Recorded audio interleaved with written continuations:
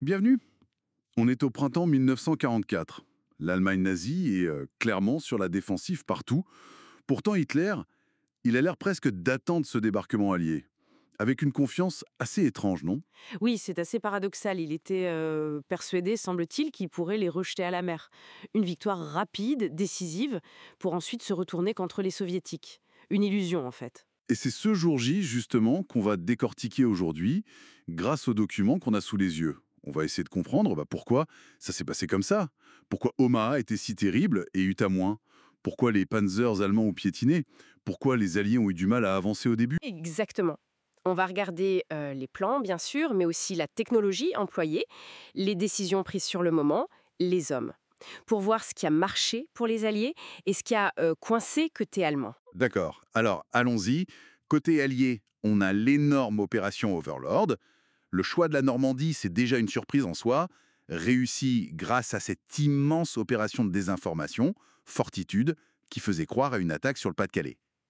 Tout à fait. Et le plan était colossal, des paras largués sur les flancs pour sécuriser les accès, et puis l'assaut amphibie massif, américain à l'ouest, britannique et Commonwealth à l'est. Et il ne faut pas oublier cette idée géniale des ports artificiels, les mulberries, Crucial pour la logistique. ouais, parce qu'il fallait débarquer des tonnes de matériel sans avoir pris de port tout de suite. Les objectifs de départ, c'était Caen et Cherbourg, c'est ça. C'est ça. Et pour percer le mur de l'Atlantique, les Alliés avaient prévu des engins assez spéciaux. Ah oui, les fameux Funnies et les chars DD. Exactement. Les chars du Plex Drive, les DD, qui pouvaient flotter, et puis toute la ménagerie de Hobart, les Funnies, des chars pour détruire les bunkers, poser des ponts, déminer, un appui-feu direct indispensable contre les casemates allemandes.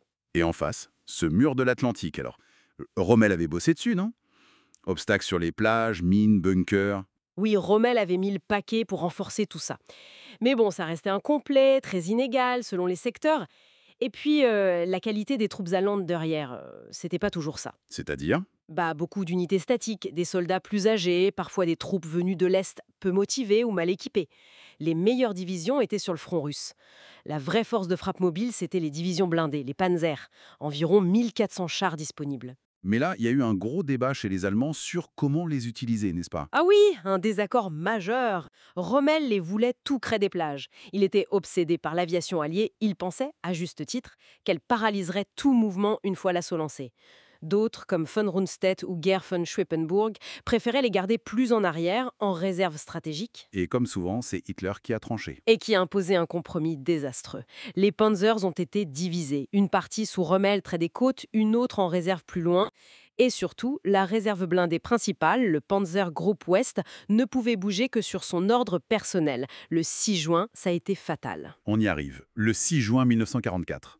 La veille, la météo est horrible, l'opération est même reportée de 24 heures.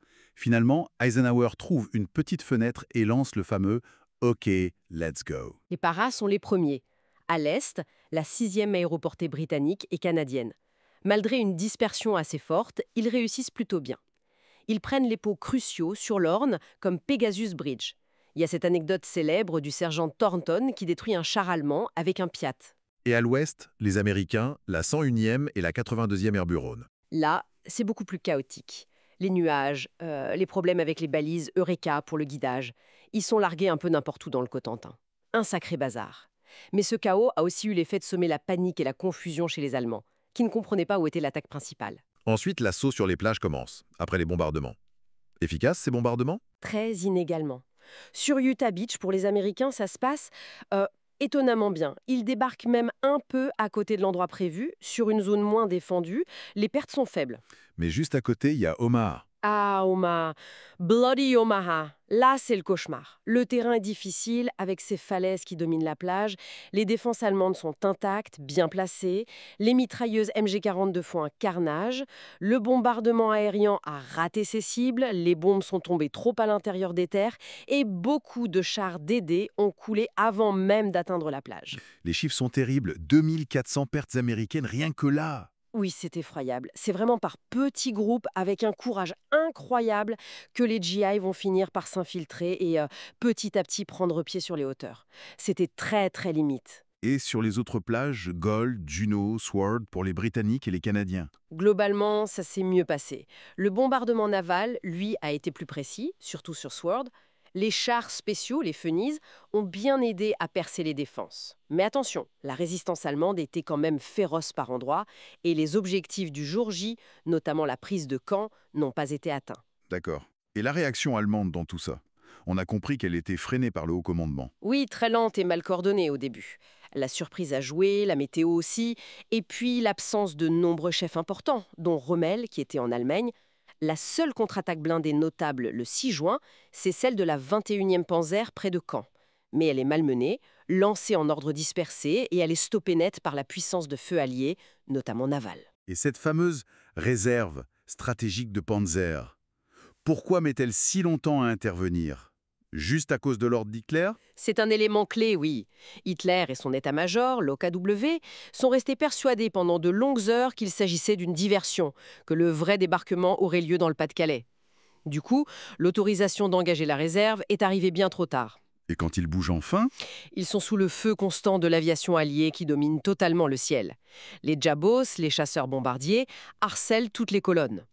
La résistance française joue aussi son rôle en sabotant les voies ferrées, les ponts. Les Allemands sont souvent obligés de ne se déplacer que la nuit. Les renforts arrivent au compte-gouttes et épuisés. Pendant ce temps, les Alliés essaient de consolider leur tête de pont. Ce n'était pas simple non plus pour eux, j'imagine. Ah non, loin de là. La logistique, c'était un défi monstre. Tout débarquer sur des plages ouvertes, même avec les Ducus et camions amphibies, ça crée des embouteillages terribles. Le ravitaillement avait du mal à suivre, ce qui explique aussi en partie la lenteur de l'avancée initiale. Par exemple, vers Caen.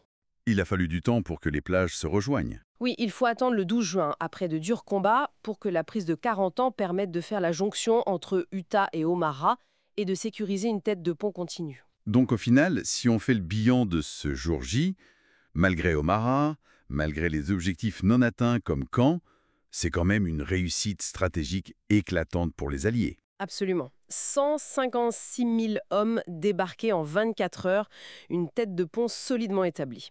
C'est un succès qui repose sur une planification méticuleuse, une supériorité matérielle et aérienne écrasante, l'héroïsme des soldats, mais aussi, il faut le reconnaître, sur les erreurs stratégiques et les divisions du commandement allemand. C'est clair. La guerre à l'Ouest venait de prendre un tournant décisif. Oui, l'espoir allemand de repousser l'invasion s'était envolé ce jour-là. On voit bien l'immense complexité de tout ça.